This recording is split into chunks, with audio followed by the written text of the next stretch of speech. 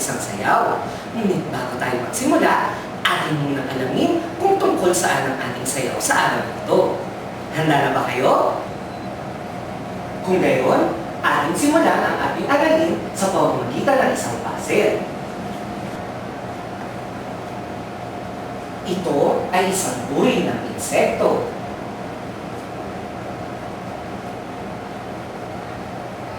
Siya ay nocturnal, na ibig sabihin ay lumalabas lang tuwing gabi. Kilala ito dahil sa katangian nito na pagkislap ng ilaw sa gabi na paraan ng pag-akit sa iba pang kasama nito. Mahuhulaan niyo na ba siya, mga bata? Tama! Ang nasa larawan ay isang alitaptap. Sa pagkakataon ito, atin namang alamin ang rhythmic pattern ng sayaw. Ito ay nasa panakumpasang T4 na ibig sabihin ay may 3 bilang sa isang sukat. Ating ipapalakpak ang rhythmic pattern na inyong nakikita sa screen.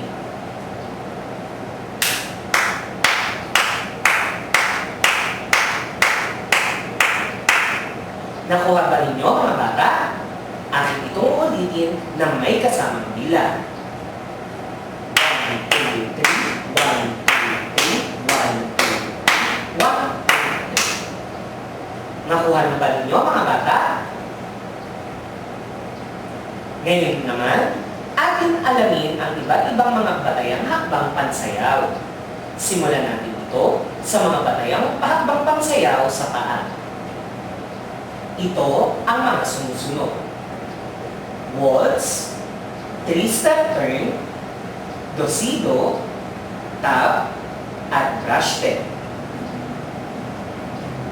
Narito naman ang mga batayang hakbang pansayaw sa kamay. Ito ang mga sumusunod. Arms in lateral position, kumintang, at arms in forward position. Handa na ba kayo, mga bata? Kung gayon, atin nang sabay-sabay pag-aralan ang pagsasayaw ng alitaptap. Ang sayaw na alitaptap ay sinasayaw ng magkapareha. Ang musika nito ay binubuo ng 2 bahagi. Ituturo ko sa inyo ngayon ang unang batayang hakbang pangsayaw sa paa na tinatawag na waltz. Paano sinasagawa ang waltz? Ihakbang ang kalang paa, ihakbang ang kaliwang paa, at bahagya itong iangat. Gawin din ito pakaliwa. Ihakbang ang kaliwang paa, ang kalang paa, at iangat ito ng bahagya. Habang ginagawa ang waltz, ang kamay ng mga babae ay nakahawak sa kanilang palda. Samantala ang mga lalaki naman ay nakahawak sa kanilang lewa. Ito naman ang susunod na hakbang. Tumayo sa pwesto at gawin ng kumintang. Kumintang sa kanan at kumintang sa kaliwa. At ito ay gagawin ng 4 na beses. Atin ang gawin ang unang bahagi ng sayaw. Sasamahan ako ni Teacher Christy sa pagsasagawa nito. Narito ang unang bahagi ng sayaw. Ilagay ang kamay sa tamang pwesto. Gawin ang waltz at ang kumintang. Ready? Waltz 2, 3, waltz 2, 3, kumintang, kumintang. Waltz 2, 3, waltz 2, 3, kumintang, kumintang. Waltz 2, 3, waltz 2, 3, kumintang, kumintang. Waltz 2, 3, waltz 2, 3, kumintang, kumintang. Ngayon, sabayan natin ito ng musika.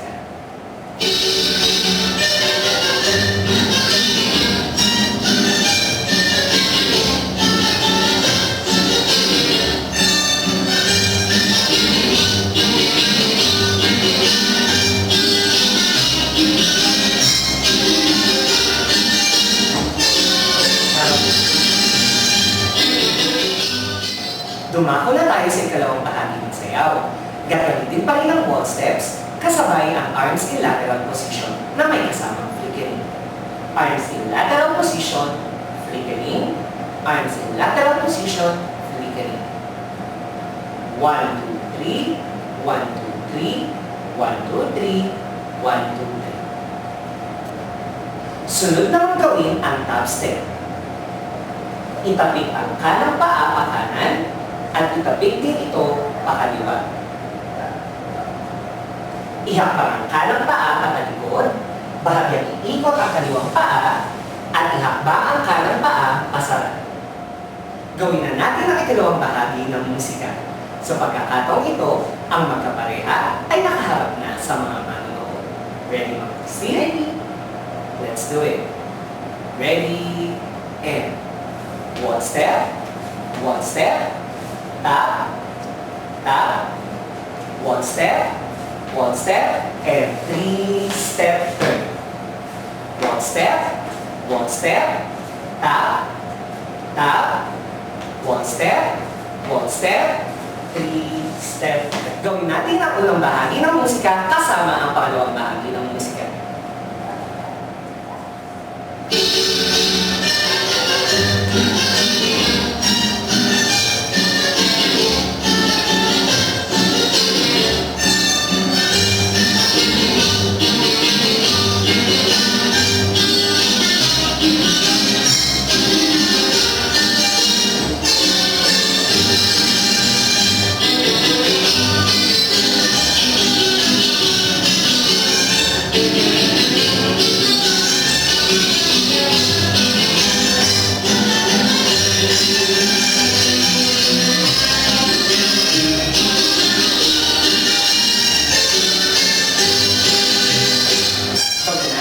Step, pakanan at pakaliwa. Step close, step close, step close, step close. Ngayon, sabayan naman ito ng arms in lateral position na may kasamang kuminta. Step close, step close, step close, step close. Gawin naman natin ngayon ang dosido. Ang dosido ay 4 na wall step na parang bumubuo ng isang kahon. One step, wall step, wall step, wall step. Gawin natin ang susunod na bahagi ng musika na kaharap ang ating kapareha. Gawin natin ang close step. Step close, step close, step close, step close. Dosido, dosido, dosido, dosido. Step close, step close, step close, step close, dosido, dosido, dosido, dosido. Ngayon ay lapatan naman natin ng musika.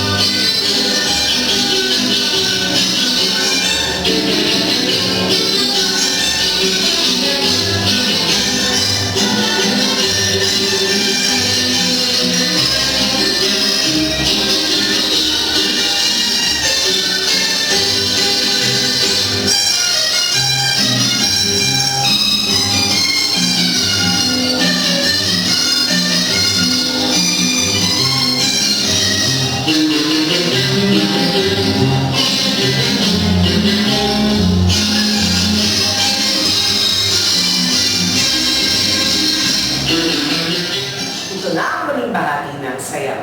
Gawin natin muli ang top step. Ihakbang ang kanang paa pa kanan, itapik ng 2 beses ang kaliwang paa. Ihakbang ang kaliwang paa pa kaliwa, itapik ng 2 beses ang kanang paa. Ang susunod na hakbang ay tinatawag na brush step. Ito ay 3 hakbang paharap at brush. 1, 2, 3, brush. 1, 2, 3, brush. Kasabay ng brush, ang arms in forward position. Gawin natin ito. 1, 2, 3, brush. 1, 2, 3, brush.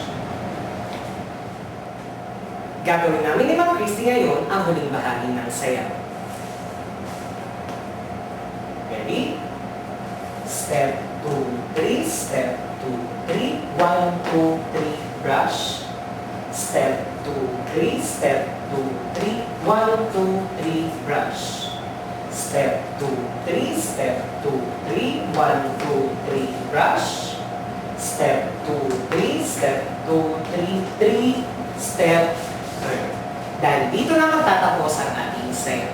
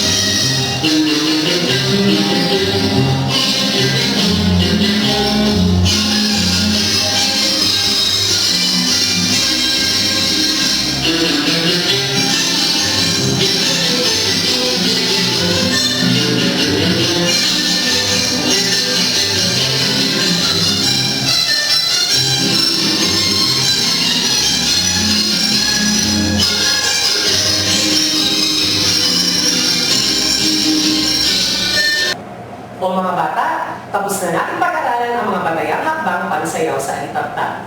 Ngayon, sabay-sabay natin sayawin ang alitap-tap ng 2 beses.